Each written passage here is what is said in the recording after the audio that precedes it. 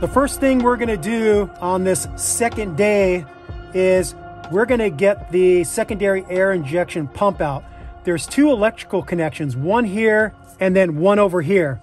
Because everything in this valley between the heads is in a total heat sink, the heat doesn't really have anywhere to go, and everything gets really brittle from the heating and cooling cycle. So everything gets super hot in here, including that hose that was a total brick that we had to cut to get it out. And with the electrical connectors in this area, it's very common they break. We pushed the release mechanism on this one, it broke. We pushed the release mechanism on this one, it also broke. So as part of this job, Thanh got the electrical connectors in here, and you can see we already de-pinned this one, and we're gonna have a fun time of de-pinning this one. This is something I'm very new to. I've never de-pinned any electrical connectors, so this one just kind of broke apart as I was trying to get it out, and hopefully I can accurately show you how you can go about getting this one out. There's a third connection here, and remember this one was plugged into that bypass pipe. So we disconnected this one, and luckily this one didn't break. And so we could just get this wiring harness out of our way, and the pump is held onto the block with 2 bolts and 2 nuts. So there's 2 nuts in these corners and then 2 bolts in these corners. And they're 12 millimeter. I'm gonna zip them out with my Milwaukee ratchet and a long extension and a 12 millimeter socket.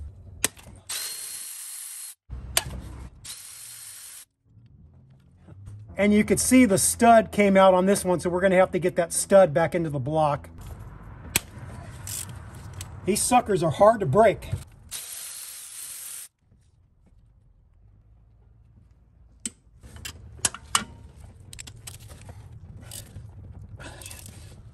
Damn, that thing's tight.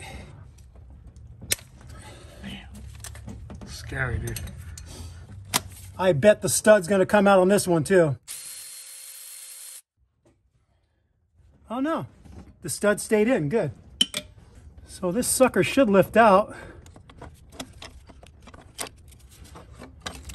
There it is. Okay, the pump is out. These are the 2 NOx sensors right here. And unlike the Toyota 3.4 liter V6 engine that I'm very familiar with, it doesn't have a separate NOx sensor harness that you could easily disconnect and replace it. And because these have also been in this total heat sink area underneath the intake manifold, I'm assuming these are gonna break, but maybe I'll just stay positive. So I'm gonna try to break these free, and hopefully we're not gonna have to de-pin these and replace them.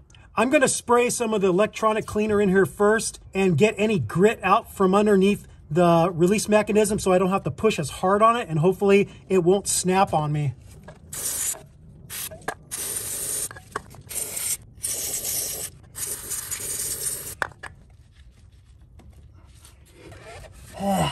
It's pretty hard to get that sucker off. I tapped out and let Thanh give it a try, and he was able to get it. So we got lucky. Neither of these connectors broke on us, which is awesome.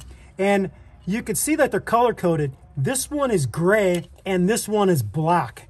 And you could also just tell by the length of them that the gray one's gonna have to go towards the passenger side and the black one goes towards the driver's side, and we won't be able to mix these up. So that's good. So now the next thing we're gonna wanna do is get the starter disconnected. There's an electrical connector down on this side. This wiring harness is pretty stiff. It's really hard to get your hand in there with these triple wiring looms right over the top of the connector. It's gonna be kind of hard to get that thing loose because it's all full of dirt. So as luck would have it, the electrical connector that goes to the starter, this would be the exciter wire to send the signal for the starter to work. It broke, and we didn't get this one, and we called our local Toyota dealer, and they have to order this plug. So we might finish this job and then have to come back and pull the intake manifold off to replace this plug. We haven't decided yet what we're gonna do. Or we wait till tomorrow till where we can get the plug and then not have to take the intake manifold off later. Decisions. Okay, so we're just gonna continue anyways. There's 2 14 millimeter bolts that attach the starter to the block. There's one right here, very easy to see. The other one is underneath this electrical connector, and I can't really show you because it's too hard to get in there. But if you feel with your hands, it's like right there at the edge of my middle finger, you can get in there. I already got on there with a 3/8 ratchet and a deep 14mm socket, and I was able to break both of them free. I believe a flex head is the way to go with a deep 14mm socket. So you can get it in there, and you see how the flex head helps me out. It's a lot easier than with a straight ratchet without any flexibility. So you can see I've got this one loose, and then the other one's a little bit harder to get onto, but you can get it. And what I found is this harness here, this was the one that was connected to the bottom of that water pipe and switching valve assembly. It gets in the way a little bit, so it's better to come behind it and underneath it and then get onto that other bolt, just like that. So they're both backing out, and we should be able to get this starter out. The other thing that I did that I didn't show is there's a 12mm bolt that attaches this harness to the starter, and I just removed that with a box end wrench. All right, so not to bore you, it's gonna take me a while to back both of these out. I was able to get both bolts out. There's still gonna be another electrical connector. It's gonna be the positive power that runs from the battery and gives the starter power. So I'm gonna pull this out and try to rotate it this way to see if we can get onto that a little easier. There's just not much give in this, but I could see it on this side. There's a plastic cover on it. See if we can pop that off to where we can get to the nut that affixes the power wire to this driver's side of the starter. It looks like there's a clip here that I could release and pop the cover off. Let me see if that's gonna work. Actually, I think I'm gonna get in there with a pick tool instead of a screwdriver. Like everything, it just broke. And it looks like a 12mm nut that I have to remove. I've got a 1/4 inch ratchet and a 12mm socket. See if I could get on there. Okay, I'm on it. There we go.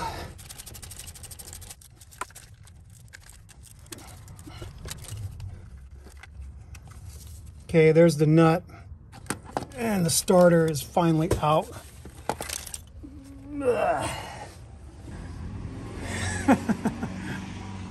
We got it, but we still got a long ways to go to get this thing back together. Remember, as part of this job, Thanh decided to buy the knock sensors because it's a lot of labor to get in here to replace them. So this is something optional to do. They're held on to the block with a 12mm nut. I'm using a long extension, deep 12mm socket and my 3/8 ratchet. I'm gonna break them free. And that's broken free, and I'm gonna go for the other one. Okay, those broke free pretty easy. And we'll have to remember the orientation. The passenger side faces towards the front of the vehicle, and the driver's side one faces towards the firewall. You could see that they can be infinitely adjusted, so we have to remember that. I'm gonna try my hand at depinning this connector. This was one of the ones that went to the pump, and then this was the other one that we already depinned. See that white thing right there at the tip of my thumb? That's a lock. From what I saw in a video, if you pull that outward, it unlocks the pins, and then we can maybe pull it out. It's out a little bit already. I'm gonna see if I can grab it. There it is. We were able to find a video pretty good by this Australian guy. We'll link his video in the video description because it was helpful. He just removes this white lock altogether. So I'm just gonna pull it out. He says there's a release mechanism on the top. So I'm gonna try this small little flathead screwdriver and see if I can get on the lock. And it looks like he flexes it up. Thanh was finally able to get it. You see that little plastic channel? He was able to get the skinny tool in between the metal connector and that. He pried upward and he was able to finally pull the wires out. It was a little bit hard, and everything is really stiff and brittle, so maybe that makes it harder. There's not much give, but that's how he was able to get it. He got in between the metal end of the connector, in between that plastic, and then he pried upward, and he was able to pull the wires out the back. We've got the new connector, and we're gonna keep it in this orientation with the lock facing upward. When we slide the wires in, we took a picture. The blue wire goes to the right, and the white wire goes to the left. the little prongs face upward on the connector. So I'm going to slide them in and see if we could snap these in. It's not exactly going in. Oh, that one's sliding in. Okay. There we go. I felt them snap in and I heard them snap in. And then now what I'm going to do is I'm going to push this lock and lock it in place. There it is. That wasn't too bad. Thanh and I are learning something. Lucky Thanh has better eyes and better technique than me. He was able to de-pin this one. I was failing miserably. Okay, we've got this one done. Here's the other connector that broke that goes to the secondary air injection pump. And this is the orientation we're going to keep it in to slide the wires in. The lock is at the top. With these three connectors, the little prongs are facing downward. The orientation from right going to left is brown, white, and then blue. And the white and blue have a stripe to it. It looks like the white has a black stripe and the blue has a red stripe. So I'm going to slide them in, get them aligned. Okay. I heard two snaps. I didn't hear a third one. Oh, there's a third one. They should be all in. This one side right here, the blue plug is sticking out a little bit. I'm going to force it in a little bit more and then just lock this.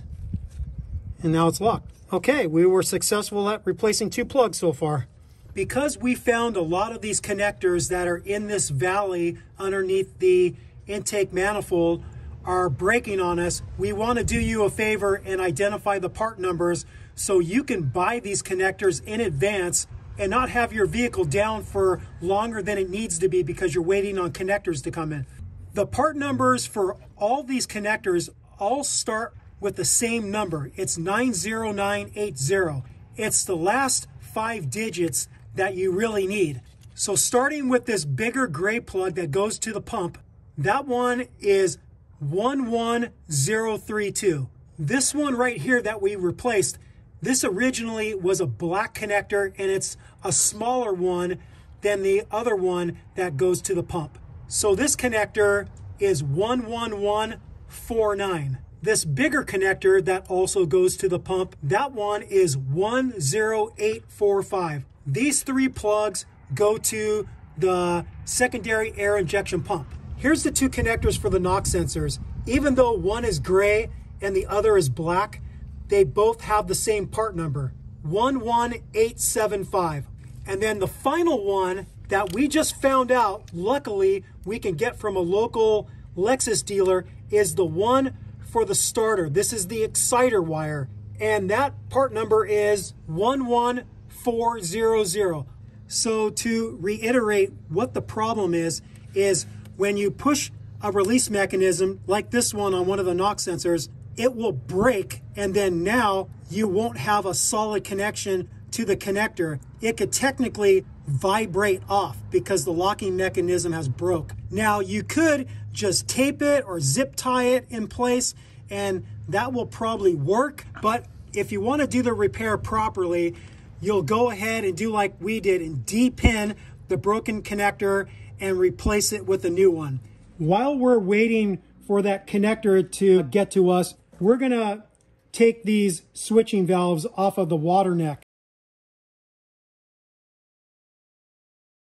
This is another optional thing you can do. Even though these switching valves are perfectly fine, Thanh is thinking while we have it out, he's just going to go ahead and replace it, and that's going to be up to you. They are a little pricey, so you're just going to have to make that decision for yourself if you're going to replace them. The bolts are 10 millimeter. I already broke them free with my ratchet. I'm just going to spin these out.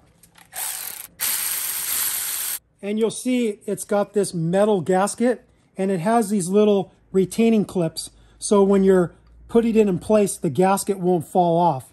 This is not a big deal for us because we got the whole assembly out.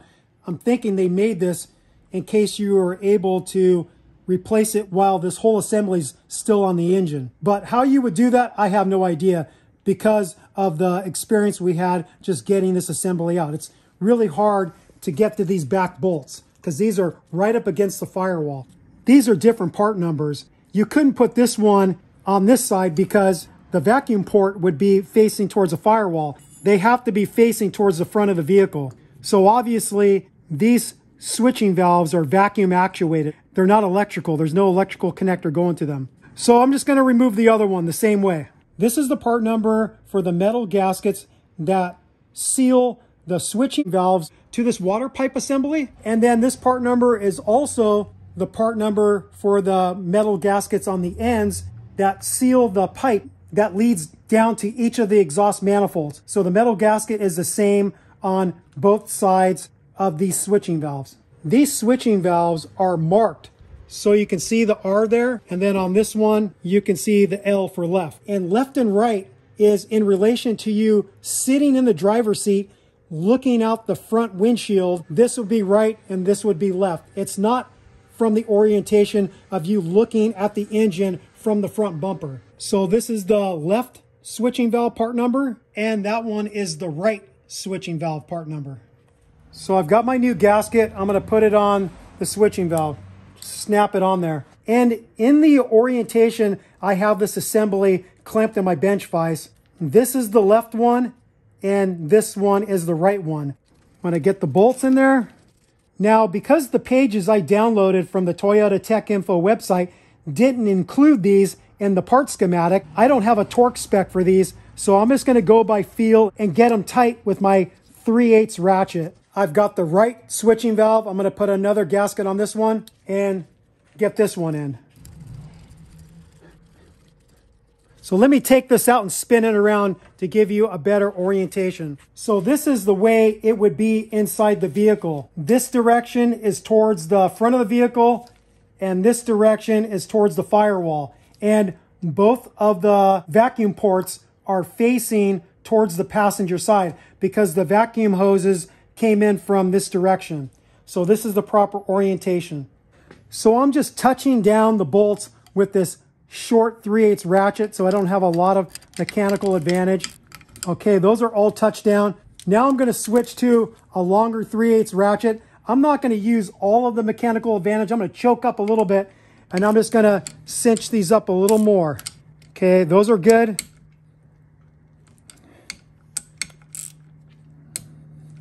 Okay, they're both good. Here's the part number for the NOx sensors. They're both the same part number. We cleaned up the area where the NOx sensors connect to the block. On the passenger side, which is this side, the NOx sensor faces forward, and then on the driver's side, the NOx sensor faces towards the rear. Kind of like that. And then we're going to get the two nuts on there. I don't have a torque value for these, so I'm just going to go by feel and get them snugged up. Later on, if I find a torque spec for these, I'll put it in the video description for you. Ton's cousin came through with the right connector for the starter exciter wire. I'm going to pull the old one off. You can see that the release mechanism broke off like usual. And I was able to depin it, or I guess more appropriately break it. You can see a little chunk taken out right here, and I slid it off. So when you're looking at the connector, the little prongs should be facing up towards the release mechanism, towards the top here. We've got the new one. This little white thing is the lock. I'm going to slide the terminal end into the connector. I heard it and felt it snap, and then I'm going to push the lock in. And so that's good to go. This was the last connector we needed. Now we can continue the job and get the starter back in and everything else back connected to the engine. So now the moment of truth. We are actually ready to put the new starter in. After all the drama, we're ready to start putting this thing back together. One thing to note is these breathers right here are pretty easy to break. They're probably less likely to break with the new one because this is very flexible, but I ended up breaking the breather off of the old one. So just be careful when you're putting this back in. You don't pry on these too hard and break the breather. The new starter comes with a nut so you could attach the power wire to it. So I'm going to take that off. I'm going to be riding the engine, surfing the engine again. I'm going to lift this wiring harness up to get it out of my way. I'm going to set the starter in the valley. And then the first thing we're going to do is get the positive electrical connection made to the post on the side of the starter. So I have to get this in there closer. There we go. Getting this sucker in there is not easy. Okay, I think I got it started, yep. Okay, I'm gonna work at this and get it a little bit tighter and then get onto it with a ratchet. I got back onto that 12mm nut with a 1/4" ratchet and 12mm socket, and I'm cinching it up. And actually, what I'm going to do is get this bolt in that connects up the wiring harness to this part of the starter and make sure I can get that in first before I completely cinch down that nut. I got that 12mm bolt started for this wiring harness connection to the starter, and I'm just going to cinch it up snug with this 1/4" ratchet. Now that I have that wiring harness connected to the back of the starter, I'm going to cinch up this starter wire. Okay, that's nice and snug. This cover broke on us, so it's not going to snap in place. Hopefully yours didn't break on you, so we're just going to have that flopping there. We're not worried about it touching the block because it really can't. So now we're going to install the bolts that attach the starter to the block. I'm going to go for the easy one first, which is on the passenger side. That one started very easily. I'm just going to almost get it touched down, and then I'm going to get the other one. This is going to be the more challenging one. There we go.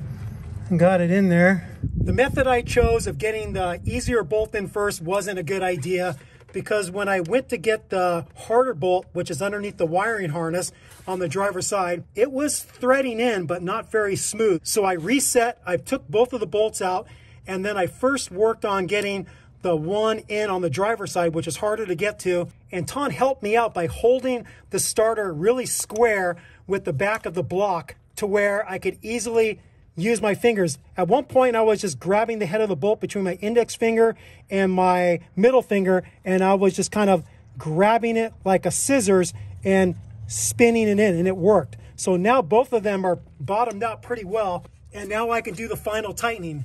There is a torque value for these, but because I'm getting on there with a flex head ratchet at an angle, I'm not going to be able to get an accurate reading, so I'm just going to go by feel. But the torque value for those two 14mm bolts for the starter is 29 foot-pounds.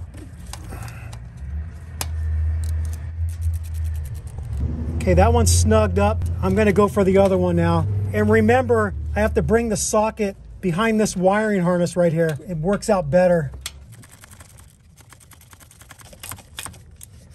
Okay, that's snugged up a little bit. Just in case it's a little cocked in there, I'm going to back off this one on the passenger side just a little bit.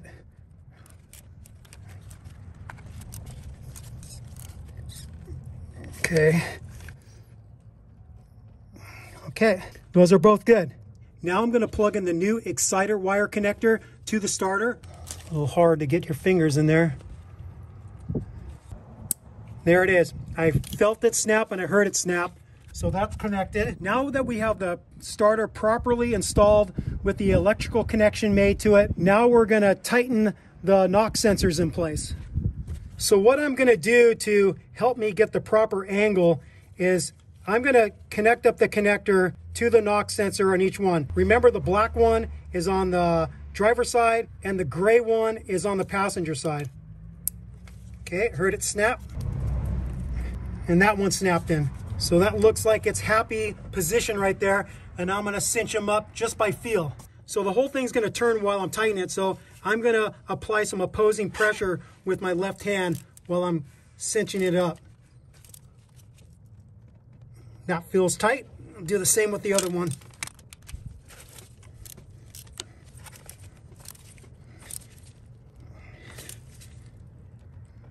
Okay, those are both good.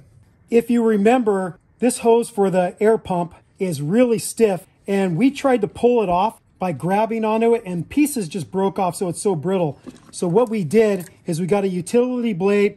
We cut fairly deep, but not all the way in to score the fitting, and then we worked the screwdriver in here, and we're able to crack it like this, and then we can get the sucker off. Even if you did cut a little bit too deep and make a little line there, it's not that huge of a deal. It's just moving air, and I don't think you hitting the blade against here is gonna make a massive air leak and cause you to throw a check engine light.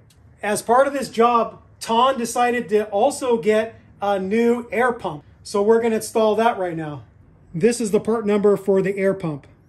The air pump is held on to the air pump bracket with 10mm bolts. I'm going to break them free with the 3/8 ratchet, short extension, 10mm socket.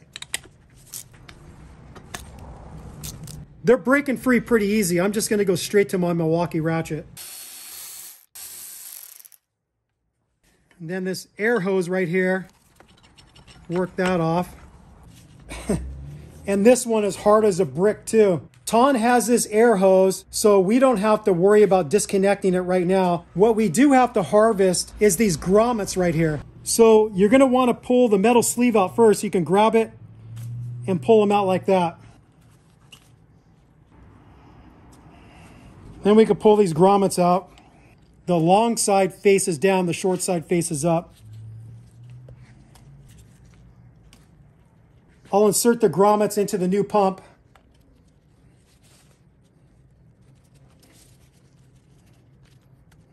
And then I'll insert the metal sleeves from the bottom up. I think I'll clean them off a little bit with a brush. Okay, they're all in there. Here's the part number for that little hose. I'm choosing to put a little bit of silicone paste on both of the fittings to make the insertion of this air hose a little easier, and in the future it might be easier to get it off. Just going to put a little bit on there and smooth it with my finger. I'll slide that sucker on there. I'm going to put a little on the fitting on the pump. Now we're going to get our bolts in. I don't have a torque value for these from the factory service manual pages I have. If I find a torque value for these 3 bolts, I will put it in the video description. I'm just going to go by feel with this short ratchet. I'm not too worried about this coming loose because it's got the shock absorbers of the rubber bushings. So as long as these are snugged up pretty good, I don't think they're going to vibrate loose.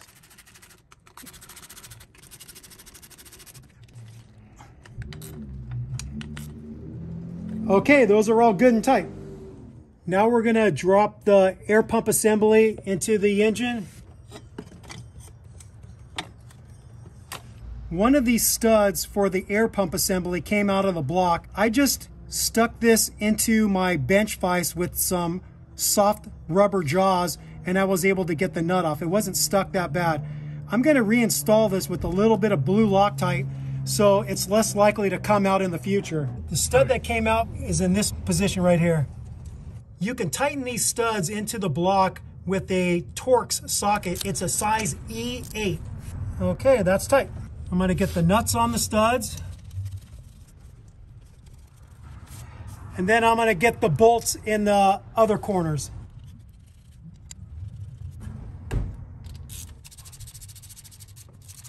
The torque value for the 2 bolts and the 2 nuts is 12 foot-pounds or 144 inch-pounds.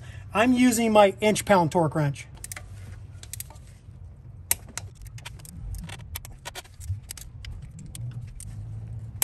Okay, those are all torqued to spec. Now we're going to make the 3 electrical connections to the air pump.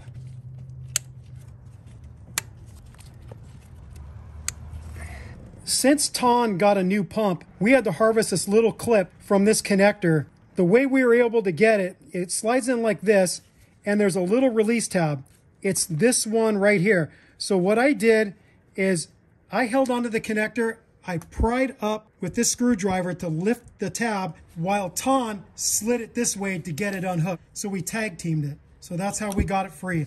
And we're gonna slide this onto the connector of the new pump. There it is. Now what we're gonna do is the real fun part, and that's getting the switching valve and water pipe assembly back connected to the rear of the engine. And this is the part I was dreading. So let's see how it goes. This is the part number for the 2 gaskets that seal the water outlet switching valve assembly to the head. They're both the same part number. I first cleaned off the surface with a brush with a rag blocking the port, and then I got some brake cleaner onto a rag and wiped the surface nice and clean. It has a certain contour to it, so it could only go on one direction. So there's that one, and then this one. Can you move that harness up a little bit for me?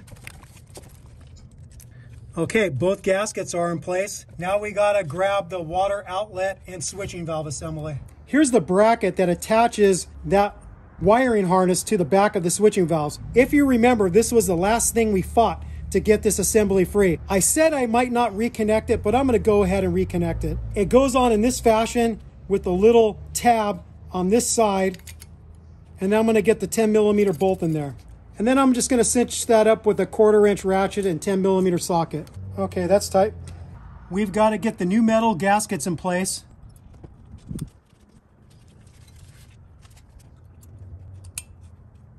And remember, the part number for these was the same part number that go between the switching valve and the water outlet. I'm gonna clean this up with a little bit of brake cleaner too.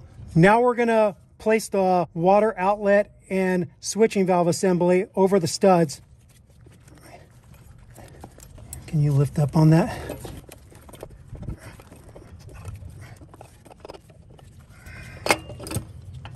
Okay, there it is. I'm gonna get the nuts on there loosely. Cover that hole over there before a nut falls in there, dude. Yeah, that's a good idea.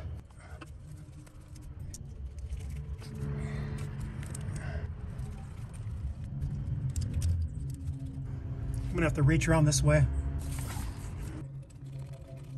Okay, all 4 nuts are started. Now the real challenge is getting the pipe, this pipe that we removed, connected to the driver's side. And the reason why it's hard is because of the wiring harness. We're gonna have to work as a team. I'm gonna have to ride the top of the engine and guide him in with the bolt from the side, and then we'll hopefully be able to get them started without dropping them at the back of the engine. How do we keep that bolt from moving? Yeah. Black tape? Yeah, so we're gonna put black tape on the socket. This is the part number for the metal gasket that attaches the secondary air injection pipe to the exhaust manifold. I'm gonna slide the old one off the studs. It goes on with this side facing downward. And then we're gonna get the pipe connected to this side, not tight, just slid over the studs. I'm gonna need Ton's help at the top to get it slid on there. I don't think I can get it. So you're gonna have to lift the pipe up a little bit. Done. Put a couple nuts on there. There. Our setup to hopefully not drop one of these air pipe bolts on the back of the engine or on top of the transmission is we have the same setup as we had last time. We have a short 1/4" extension, about a 5 or 6 inch one that is a wobble extension. It has a little bit of articulation. We tape the socket onto the shaft of the extension, and then we put one piece of tape over the socket and forced the bolt onto there. We don't want the bolt to be so firmly attached to the socket when we try to pull the socket off the bolt, the socket's gonna stay with it. So we're gonna do a testing. So Tom's gonna hang on to the bolt and I'm gonna pull back. What we're hopefully gonna see is the bolt's gonna come off, but the socket's gonna stay on the extension. Okay, that's exactly what we want. That's looking like it's gonna work out well. So this does not come out very easily, so this is gonna prevent us from dropping it behind the engine. I'm gonna give this the old college try by myself first and see if I can get it. I've got my finger underneath the water pipe holding on to the air pipe. And then I'm gonna come behind. Can you try to pull the harness towards me a little bit? Okay, I think I got it started in there. Let's keep on holding that. I got the top one started. Yeah. All right. A lot easier going in than coming out. Oh my God. Okay, we got the top one started. And the socket stayed on the extension, so that method worked. It's like I've been laying on top of this engine for a long time. May as well marry it. I know it so intimately. So you see my position. I'm laying up on top of the engine, and then now coming closer, Ton. What I did is I fit the 1/4 inch extension and 10mm socket back there with the bolt attached with the tape. And I have my right hand behind there holding the extension. And then I have my left hand, my middle finger is hooking underneath the socket. And with Ton's help, where his hand's currently at, I helped him direct the bolt into the bottom hole. And then I held the extension and socket against the bolt, and then Thanh was able to spin it and get the bolt started. And now we've got both bolts in on this driver's side, and that is a good win for us because that's the hardest one. So now we're gonna take the socket off. Go ahead. Don't we want to tighten it? Well, let's get the tape off there. Okay, we can go back take it in. out? Yeah, go ahead and take it out. We could go back in and get it. So we took the tape off the end of the socket. I'm gonna go back in and get it onto the top bolt. And it helps to pull the harness towards you. I could see I had it on. Now I'm gonna hold it on there and get my 1/4 inch ratchet on there and then cinch it up. Get that hose out of the way.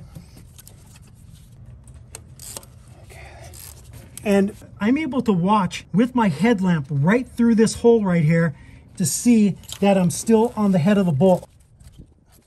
Okay, the top one's tight, and then now I might need Thanh's help with the bottom one, so we're gonna stop filming. Here's something that I failed to show when we took it apart. You can see how easy it is to get access to the top bolt. So I just got onto there with a ratchet and was able to get that. I'm gonna get the top bolt started first. It's a little bit tricky because the pipe keeps wanting to fall away. Right now we have the bottom of the pipe slid over the studs onto the exhaust manifold, and the nuts are just started really loosely. So I'm gonna reach my hand behind here to hold the pipe from flopping and then see if I can get this bolt started. Okay, I got it started.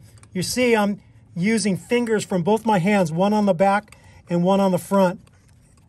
One in the pink and one in the... Okay, now we're gonna go from below with the long extensions again in the swivel, and again using some tape on the socket to hold the bolt in place, and we're gonna try to come in and get that bottom bolt started. So here's our setup to get to that bottom bolt for the pipe connection to the passenger side of the switching valve. I've got a couple really long 1/4 inch extensions. Underneath all this tape is a swivel, and we tape the swivel to the extension so it can't pop off. We tape the 10mm socket to the end of the swivel so it can't pop off. And then again, we put a piece of tape over the end of the socket and forced the bolt onto there. So this way we can go back in there fishing for the hole, and we're not going to drop the bolt, we're not going to drop the socket or the swivel.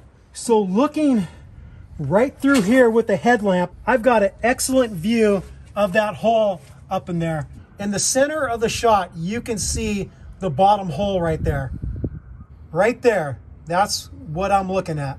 The plan to get the bottom bolt started with the long 1/4 inch extension, swivel, and the socket didn't work out. We weren't able to get the bolt started. So what Thanh came up with is we used about a 6-inch extension with a 3 or 4 inch extension taped together with the swivel, and we just went in from the side here on the side of the head, and I was looking from below, helping guide him, and we were finally able to get that bottom bolt started. So we started off with this in between the head and the firewall, and then once we got the bolt started in there, we went back through the wheel well with the long extension, and I cinched it up. So the bottom bolt is tight. Now we just got to get the top bolt tight.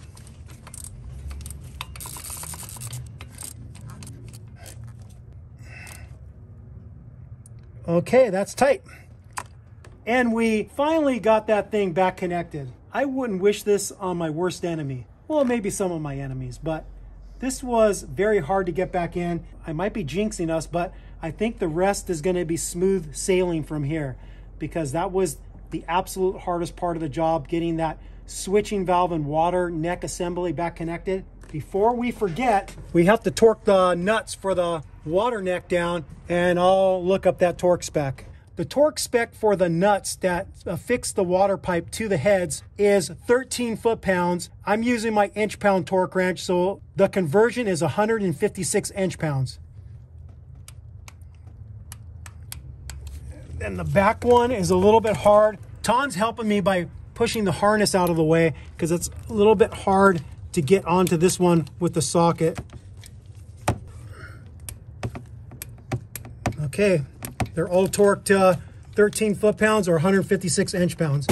Now that we have the pipes connected to both sides of the switching valves, we're going back into the fender wells. We're currently on the driver's side, and I'm going to use my 1/4-inch ratchet with a 10mm socket and cinch up these 10mm nuts that affix the secondary air injection pipes to the exhaust manifold. I'm just going by feel because I don't have a torque value for these. I know the torque wrench I have is probably going to be a little hard to get in there, so I'm just going to go by feel. Thanh got new vacuum hoses that attach to the switching valves and then run to vacuum switches on the intake manifold. Here's the part number for this vacuum hose harness. And so this is the old one. We believe they route underneath this part of the harness. If we're wrong, we can always readjust it. The main thing you want to do is make the hose connections to the switching valves, because once you drop the intake manifold over, you're not going to be able to get in there. So this one with the white stripe and the short little section of protecting loom, this one goes to the far one. Put a little lube on there. Spit on them.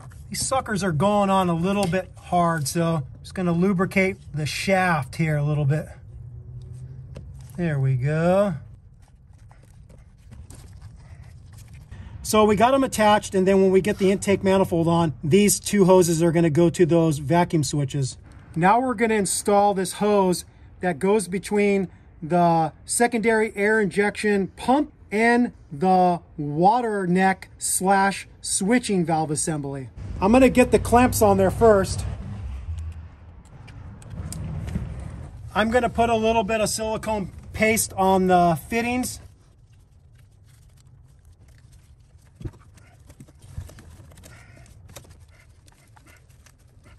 The hose is in position. I'm just going to get the clamps.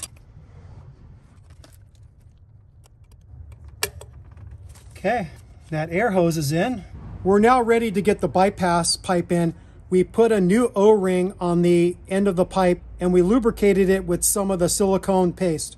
I just jumped in my time machine and jumped into the future where we finished this job and found out that there's a coolant leak. And the culprit was what I just showed you by putting a little bit of that silicone grease on that O-ring on the bypass pipe that connects up to that water pipe at the front of the engine. That ended up being a mistake. That was the source of the leak. So do not put any type of lubricant other than maybe a little bit of coolant, or you could put a soapy solution. That's what the factory service manual recommended, and I screwed up. At the end of the job, we had to go back in and take the intake manifold out, pull the bypass pipe out, clean off that silicone lube, reinstall it with just a little bit of coolant as a lubricant, and then now we're not getting a leak. So do not put any type of lubricant other than coolant or maybe a little bit of soapy solution on that O-ring. Okay, back to the video. You have to dive the pipe in like this to get it into that hole, and it's a little bit of a blind insertion because you can't really see it, but you can feel it. There we go. I felt it sink in.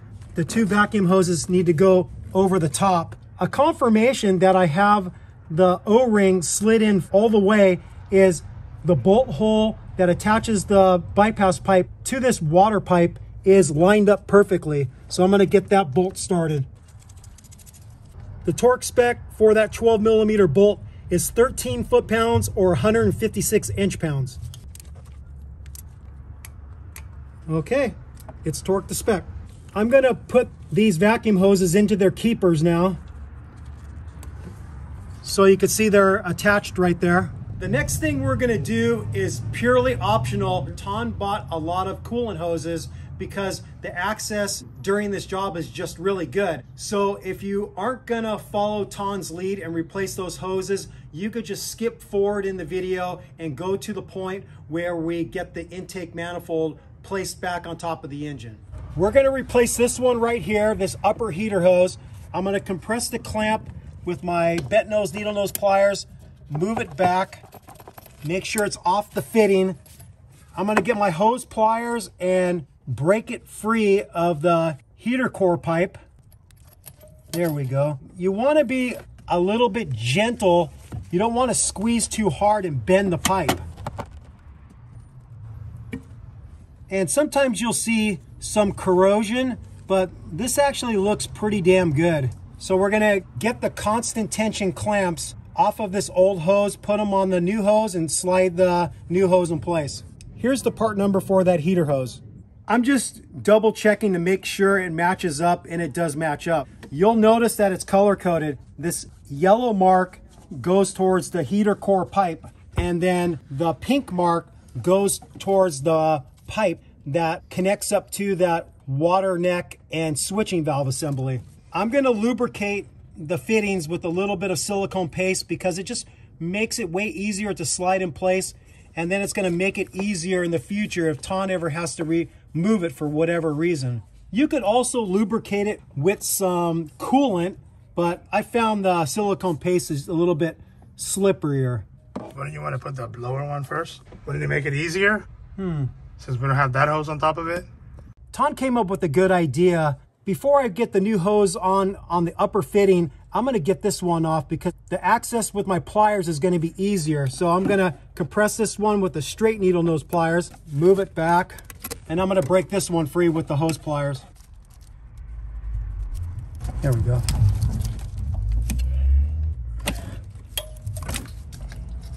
Still got a little cool in there.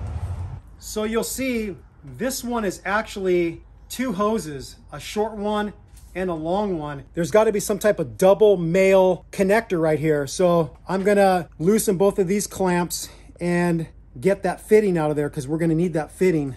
We just noticed that Toyota does a nice thing, and if you match up the pink stripes, you're gonna get these two hoses and the proper orientation to each other so the assembly fits right onto the vehicle. One thing we didn't show is what this fitting looks like. So it looks like this on both sides. It's just a light aluminum fitting. And again, we greased it up with a little silicone paste to make the assembly easier. On this two hose combo, the white dot goes towards the heater hose. The pink slash goes towards the coolant bypass pipe. Okay, that's fully seated. And that one's fully seated. Now we just got to get the clamps in place. You'll notice that we mimicked having the release tabs for the constant tension clamp facing backwards. It sort of makes sense to me now why they did it, because they're thinking if you need to replace a heater hose while the intake manifold is attached, it's going to be better to have the clamp facing towards the firewall than facing towards the intake manifold. At least that's my thought. I'm now getting the other heater hose in place. All right, we've got both of these rear heater hoses replaced. Another hose Thanh is going to replace is one of these small bypass coolant hoses that attach to the throttle body. He did get this one. He was unable to get this one from Toyota in time. So we're just going to replace this one. The clamp is right down here. Going to be a little bit hard for you to see. I'm using my hose pliers to break it free. And here's the hose. This is the part number for it. I've got the new hose slid in place, and then I'm gonna get the constant tension clamp down over the fitting. There it is. Now we're gonna get the intake manifold gaskets on. We did prepare the surface pretty well. We got in the groove with a rag and wiped out any oily, dirty mess. And then we followed it up with a little bit of throttle body cleaner. These gaskets can only go on one way, the correct way. You'll see that it has these little channels that line up with the channels on the intake manifold. This thing snaps in there pretty positively. You would almost have to try to mess this up and dislodge this when you're getting the intake manifold in place, but anything is possible. So you can see I'm like tugging on this. I can't really dislodge that very easily, but you do have to be careful when you're going into position with it that you don't hook it and pull it loose, and then it's going to be kinked, and then you're not going to get a proper seal and you're going to get a big vacuum leak. We're now ready to get the intake manifold back on the engine. You're gonna wanna do a last double take and just make sure everything is ready. You made all the electrical connections to the air pump, to the starter. You replaced any hoses you wanted to replace. Everything looks like it's done and you're ready to get the intake manifold on. We also cleaned off the surface of the head where the intake manifold seals. We did that with some brake cleaner and a rag. We currently have the camera on a tripod because remember, this was sort of a two-person operation because we didn't disconnect that one fuel line that goes to the fuel pressure regulator. We're gonna have to dip it in like this. Ton's gonna feed the fuel line while I'm setting the intake manifold in place over the studs at all four corners. So here we go. Start feeding it in there. I'm gonna hold this there. Hold it right there. Can you hold it? Yep. Taking a look at the gasket. Okay, both gaskets are still intact. Okay. Okay, now you hold it for a minute. Okay. You gotta go back about an inch. Something's hanging me up going towards you. Pull the harness towards you. Go. It's hanging up somewhere on the front here. Hold on. I'm trying to see. There we go. There we go. Nothing was hanging, nothing. Well, it was at first. I was hitting something. I think I might have been hitting the stud. Now that we got the intake manifold dropped over the studs on the heads, we're gonna start getting all the fasteners in. I'm gonna go for the easiest ones first, which is the two nuts on the front corners. I could actually get my hand in there. The other ones, we're gonna have to use a different technique to get in there. What we're gonna do for the next ones is that trick we used when we were getting the bolt started at the switching valves to get the pipes connected. We're gonna use a socket with one piece of electrical tape. We're gonna force the bolt onto the socket and then we're gonna go down and get the bolt started that way. There's really no other way to do it without dropping the bolt and potentially losing it. So that's gonna be our method. For now, scratch the tape over the socket technique. I just tried this method. I'm using my lightweight magnet. I drop the bolt in there, give it like a half a turn, and then get onto it with my socket. So let's see. I already got this one done, and I'm gonna drop this one down. Okay, I got that one started a couple turns. Yep, that one's starting. Okay, do the same with the next one. For this first bolt, I did remove this hose so I can get a much straighter shot at the bolt head. I tell you what, headlamps are really helpful because it helps you see exactly where you're looking. I never turn wrenches without a headlamp. Okay, that one started too. The one that's going to be hard is the nut in the back. So we might use the tape technique for that one, but we'll see. I'm going to try the magnet technique with the nut and see if I can do it. I got a pretty good bird's eye view looking in right through here. Okay, I've got it dropped on there. Got it. Yep, got it. So that's working out. So far, the magnet trick is working really good. All right, we're working on the passenger side now. Maybe I'll come on the front side of this. Okay, that one started.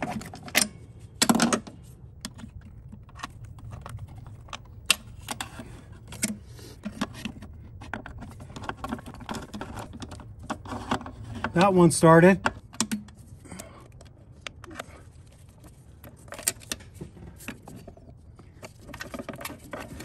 Okay, that one started. The last one is the nut.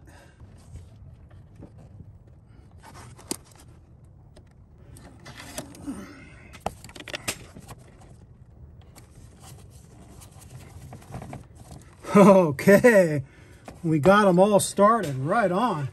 So now I'm just gonna use my short 3/8 ratchet and I'm gonna cinch them up snug in a crossing pattern.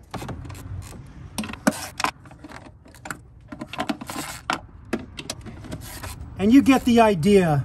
I'm not gonna bore you by showing you this, but just go in a crisscrossing pattern and get them all touched down snug. I've got all the bolts snug with the short 3/8 ratchet. Now I switch to my inch-pound torque wrench. The torque spec is 13 foot-pounds. If you make a conversion to inch-pounds, it's 156.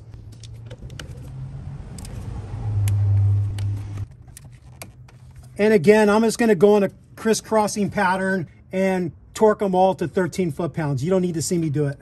Now that we have the intake manifold properly torqued to the heads, I'm gonna install this 10mm bolt. This is the bolt that holds the wiring harness to the back of the intake manifold, and you access it from this driver's side. You found the hole? Yeah, I finally found the hole. And I'm gonna cinch that up with a flex head ratcheting box end wrench. We're gonna get this back fuel connection made that we disconnected when we started the job. It goes to this rear port right here. Slide that over the port, push it in. I felt it kind of snap in, and now I have to push that brown cover over the top and lock it in place. Yeah, that's all the way in place. I tug back, it doesn't move, so that sucker's locked in. It snaps in right here to this clip right here. It goes to this back fuel line right here. So we'll take the cover off that we did to protect from any junk getting in there. I'm gonna slide it down, snap it in. There it is. And then we have to get that cover on. The white keeper goes onto this connection, the back fuel connection. There it is. And then now we're gonna take the bag off of this one. We're gonna take our vacuum cap off.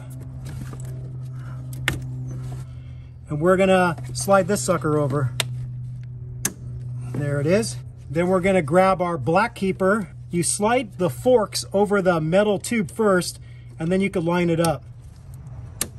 Just like that. And then this one gets reattached right here.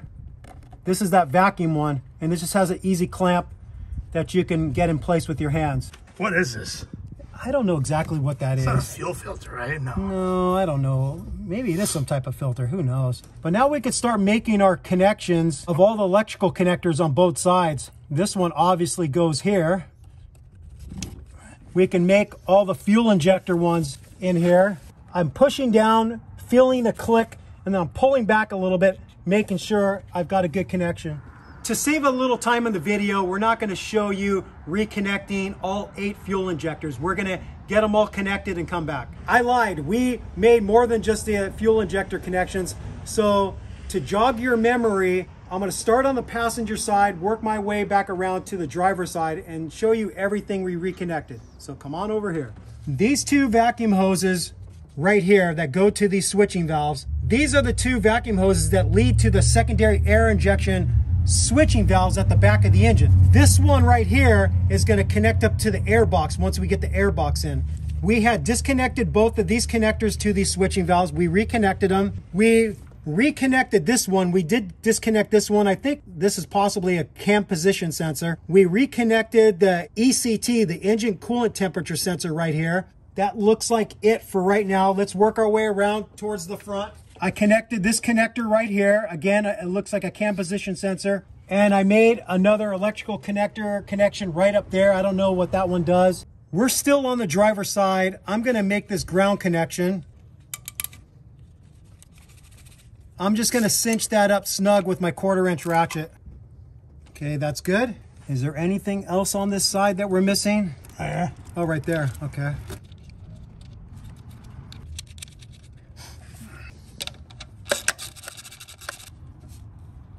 Okay, that's snug. The wiring harness plugs into this engine lift bracket right here. I'm gonna plug that back in. This PVC hose connects up right here. I'm gonna slide that in place. I'm gonna reconnect the throttle position sensor right here. Now we'll get the coolant hoses connected to the throttle body. Get off me, Holmes.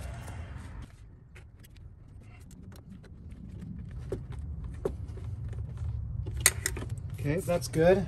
Get this plug off of here.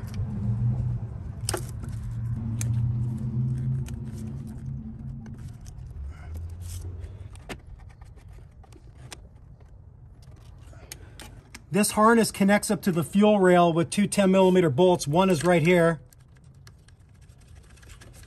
And then the other one is right there. And I think that's a good chance of me being able to drop that. Let me try the old magnet trick.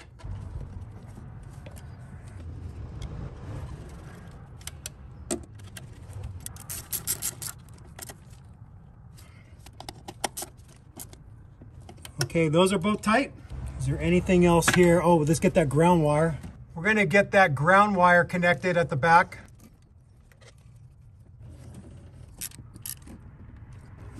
Okay, that's good. Now we're gonna get the two brackets onto the intake manifold. These are the brackets that the decorative V cover attaches to. And remember, we marked these with a D and a P, so this one's the passenger side.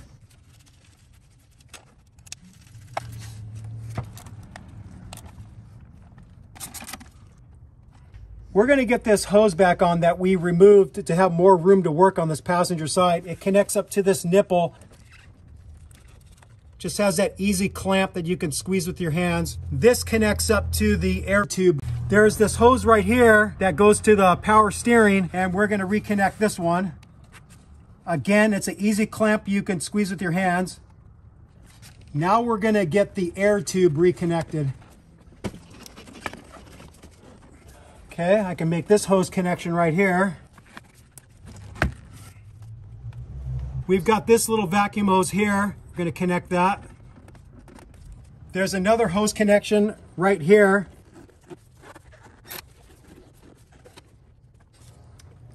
And then we have a harness connection right over here. Remember, we cut some tape. Instead of retaping this harness to this clip that attaches to the air tube, I'm just going to zip tie it in place.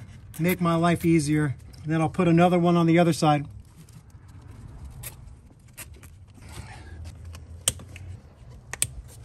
Okay. As amazing as this sounds, we're actually ready to fill the engine with coolant. The things you want to double check before you start filling the coolant is if you opened up the block drain, you closed it off. And I only opened up the block drain on the driver's side. I never touched the passenger side. And I also double checked that I closed the petcock valve at the bottom of the radiator, which is on this driver's side. Everything should be tight and ready for coolant.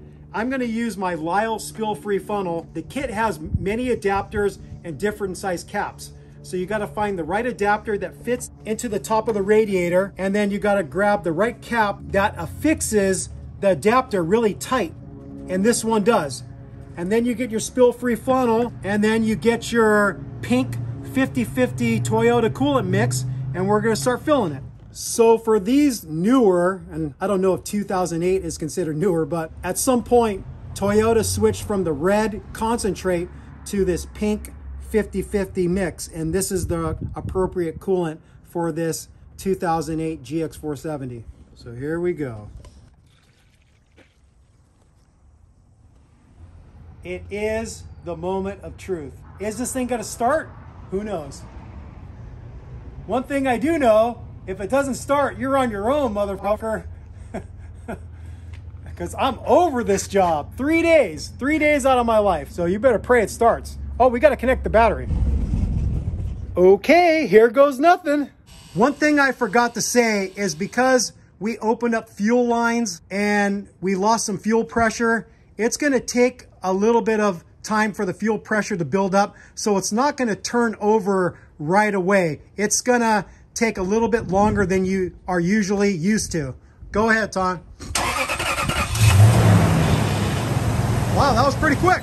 Oh, yeah. So now we're gonna wanna burp the cooling system. So Tom's gonna wanna turn the heat to full heat so it opens up the heater control valve, because we want the coolant to be circulating through the whole system. So once the engine gets to operating temperature and the thermostat opens, it's gonna start moving coolant through the whole system. And if it has a rear heater, we want the rear heater on full blast too. As you learned earlier in the video, when I gave you that warning about lubricating that O-ring for the bypass pipe, we just got done fixing that problem and there's no leaks, thank God. So we're waiting for the engine to get up to operating temp. The thermostat's gonna open, the coolant's gonna start circulating through the whole system, including the heater core and heater core lines. And we're just gonna keep running the engine until we see very few bubbles coming up. When bubbles come up, that's air working its way out of the system. So we're just gonna let this run for a while. And another thing you could do is you can increase the throttle, and that kind of expedites working the bubbles out of the system. So that's personal preference. Once you see very few bubbles coming up into your spill-free funnel and you've been at operating temperature for a while, you've got most of the air out of the system. But from experience, more air is going to work its way out over time, and it's going to be normal to see the level in your reservoir drop a little bit, and you just have to top it off. It's not a big deal. With the spill-free funnel, the way it's spill-free, what you do is you squeeze the upper radiator hose, you push a little bit more coolant into here, and then you plug it. So you're going to see it glugging up. And then I got the plunger in there, and then I should be able to remove this without much coolant coming out. See, nothing came out. And I'm going to transfer some of this to the reservoir because the reservoir isn't at the full mark yet. There it is.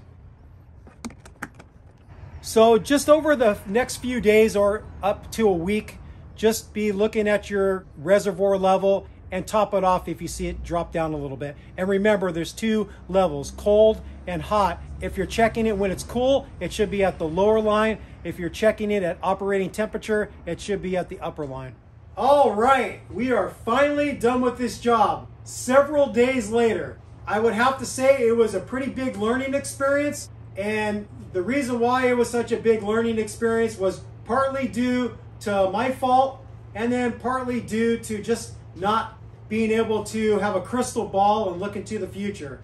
Where I messed up is I should have looked for videos of vehicles closer to what Thanh has with the variable valve timing, because then I would have noticed that they had to deal with those switching valves at the back of the engine. But it ends up, the videos I saw on this subject matter were all videos not having to deal with the secondary air injection system. So I kind of set myself up for failure in that regard. When I downloaded the factory service manual pages from the Toyota Tech Info website, when I was looking through it to prepare for the job, the parts schematic did not show the switching valves bolted to that back water pipe, and the instructions for the removal and installation of the starter mentioned nothing about it either, which was pretty interesting. So this is just another example how the technical writers for Toyota messed up. They don't mess up that often, but they do mess up with a fair amount of frequency, and this is one of them. So what I'm guessing is they took pages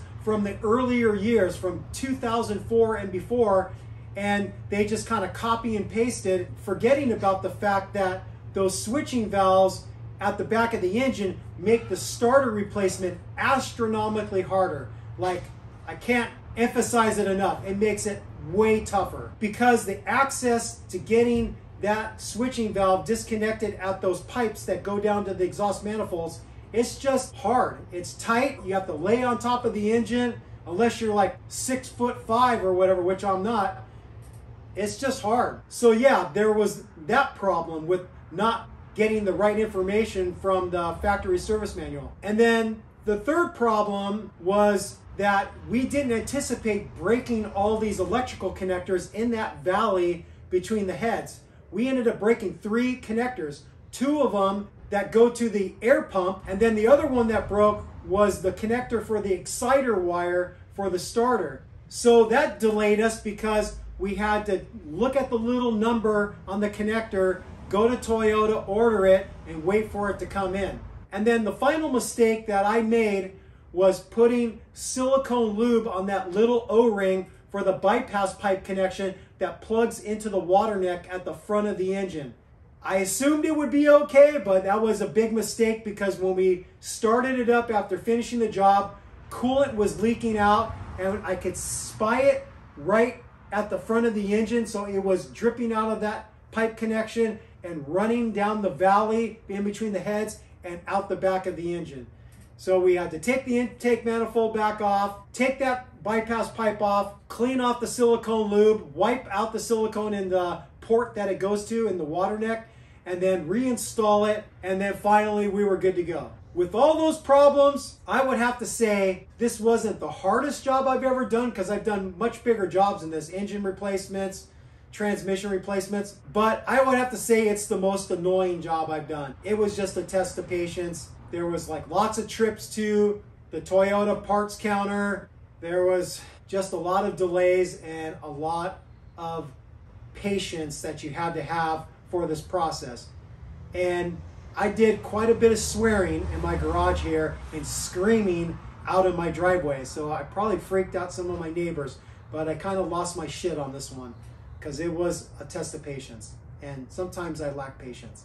I'm really hoping that you're gonna learn from everything we tried and all the mistakes we made, and hopefully your starter swap on your 2UZ-FE engine with the secondary air injection system is gonna go much smoother because you hopefully learned all the pitfalls from us. I could have easily edited out all the things we tried at first to get the switching valve and water neck assembly out, but I thought it would hold value for you, the viewer, so you don't end up trying it and wasting your time. So all those other ideas I had of trying to pull the whole assembly out by making the disconnects of those pipes that go down to the exhaust manifold, they all failed. But I was just going through the process of trying what seemed easiest before I laid and surfed the top of the engine, getting those bolts out on either side of the switching valve so we can finally free that assembly. So I think that's all I have to say as a wrap up for this job. If I think of anything else, I'll either put it in the video description or a pinned comment. With all that said, we thank you for watching Toyota Time with Timmy the Toolman and Sean and special guest Thanh. Thank you for watching. Thank you for subscribing. If you have any questions or comments, do that below. Take care. Bye-bye. Sick mods and sick starter replacements on the 2UZ-FE 4.7 liter V8 engine with that very annoying secondary air injection system. Bye-bye.